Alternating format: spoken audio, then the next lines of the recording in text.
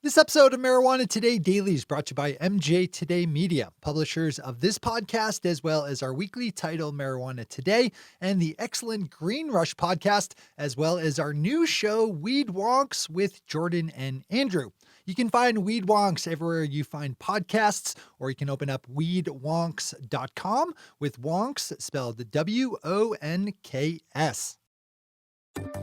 Good morning, Marijuana Nation. It's Friday, October 18th, 2019, and you're tuned in to episode 821 of Marijuana Today Daily. I'm your host, Shay Gunther, and I'll be walking you through today's marijuana news and headlines. As always, we have a full and busy day of cannabis news in our hands, so let's jump right into it. We kick off today's news out in Oregon, where a judge ordered yesterday a temporary halt to the recently imposed ban on the sale of flavored nicotine vaporizers. The court order from the Oregon Court of Appeals does not affect flavored cannabis vaporizers, however, which are still banned. The trade group, the Vapor Technology Association, which was also able to halt a similar ban in New York temporarily, is the plaintiff in this one, along with a number of vaporizer businesses located in Oregon, all of which say the ban would cost them money and drive them to close up shop. A spokesperson for Governor Kate Brown, who was the driver behind her state's vape ban, said the temporary halt was quote unquote unfortunate and said that state lawmakers and regulators would continue to seek a legislative ban on flavored vapes. The leaders of 4 northeastern states just got together to talk about marijuana policy, with the governors of New York, New Jersey, Pennsylvania, and Connecticut meeting yesterday to begin discussions on how to best coordinate their respective states' cannabis laws. Besides the 4 governors, regulators from other marijuana states like Massachusetts were also in attendance. The biggest driving message behind the whole affair, which you should open up Politco to read more about, is the recognition that legalizing cannabis is as much a regional issue as it is a state-specific one. If one state has much higher taxes on marijuana than its neighboring state, people from the more highly taxed state will just drive to the cheaper one to buy. And along those same lines, if one state has legal adult use but the other doesn't, the same thing will happen, as we're now seeing with out-of-staters driving up to Massachusetts border towns to shop at legal Bay State dispensaries. This is a big story, as there are around 45 million people living in those 4 states.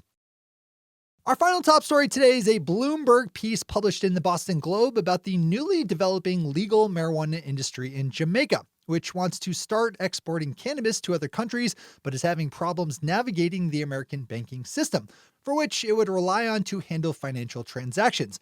It's similar to the story that state legal cannabis businesses have to deal with, but just on an international level. Jamaica has a long and storied history with marijuana and has taken the steps in recent years to build out a taxed and regulated sales program.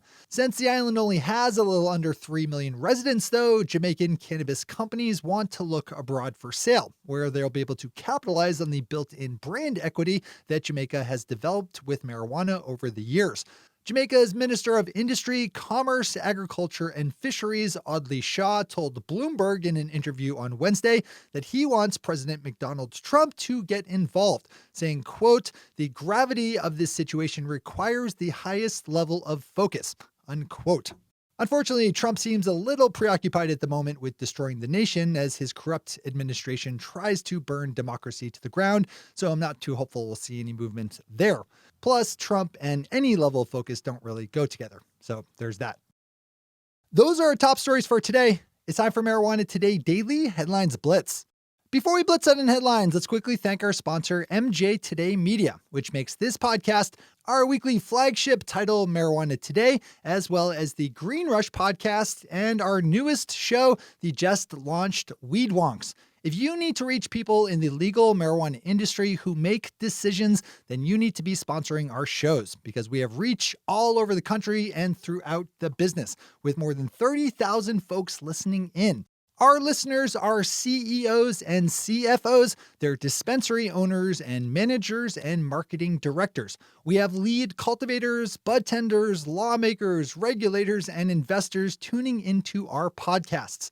If you are spending any amount of money marketing in legal marijuana, then you need to be spending some of that with us. We offer category exclusivity at certain levels, so not only can you start telling your marketing message to the best audience in legal marijuana, but you can also box out your competitors from doing the same. Seize the marketing day and start sponsoring MJ Today Media.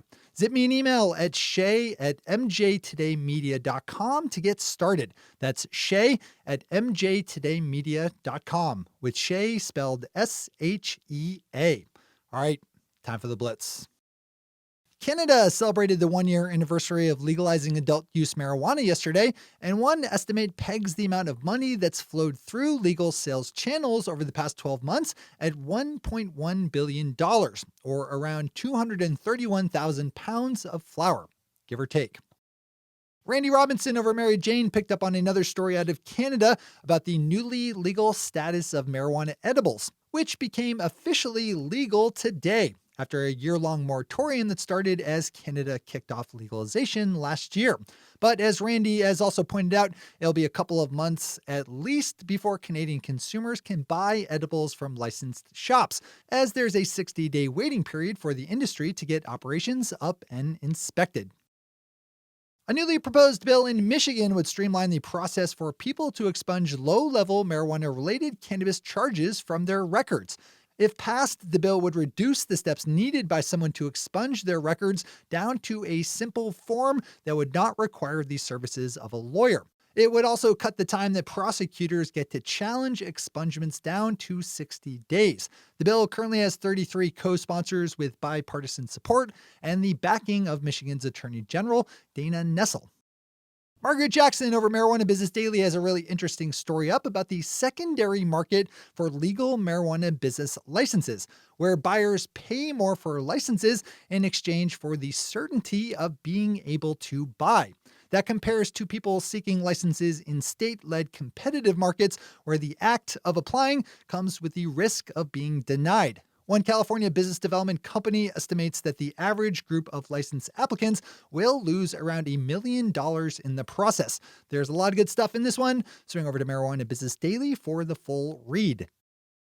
Mexico continues to charge towards the legalization of marijuana as a Supreme Court decision in that country is compelling Mexican senators to take up work on a new piece of legalization legislation. We've been tracking this one for as long as it's been a storyline. Yesterday, Mexican senators began considering a proposed draft bill that would not go as far as to set up a taxed and regulated sales program, but that would allow for a limited home cultivation and would create mechanisms for people in jail for cannabis crimes to be set free. There's still a lot of unreleased details on this one, but with the deadline to legalization coming up, things are likely to move fast. Deb Borchardt over at Green Market Report picked up on news that first broke on Wednesday that marijuana company DynaMed Brands was losing two of its top executives, as both CEO Edward Fields and interim COO Mark Zinselmeyer announced that they were resigning, effective immediately. The following day, which was yesterday, we learned that the company was hit with a demand from an investor to pay up just under $25 million as part of a credit agreement made in January. It's probably a good idea to also note that our sponsor Ease is involved with a lawsuit filed against DynaMed over a business dispute. And finally for the day and for the week, in the wake of the news that Chicago is allowing for some parts of the downtown area to see legal marijuana dispensaries, the city's 20-member Chicago Aldermanic Black Caucus is pointing out that none of the 11 businesses tapped for cannabis business licenses in the city are owned by Black people. On Wednesday, Alderman Jason Irvin introduced an ordinance to delay the start of adult use sales in Chicago until July 1st, so the city has more time to better design a more equitable program. That ordinance was referred to committee. There's a lot of detail and complexity with this storyline, so it's a good one to digest fully yourself if you're involved at all in that city's industry. Those are the headlines and news for the day. I'll be back with you again Monday morning with another information-packed episode of Marijuana Today Daily. But in the meantime, if you have any stories to share or feedback to give, zip us an email to headlines@mjtodaydaily.com. And while you're clicking around the interwebs, swing over to our website at mjtodaydaily.com to find links to all the news we cover. Thanks to our sponsor, MJ Today Media, and to all of our awesome Patreon listeners for the support that makes this show possible. To join the illustrious ranks of the Patreon listeners yourself, swing over to our website at mjtodaydaily.com and click on that big blue button at the top of the page that says Become a Patron. I'm your host, Shay Gunther. Thanks for tuning in, starting your day with marijuana today. Today.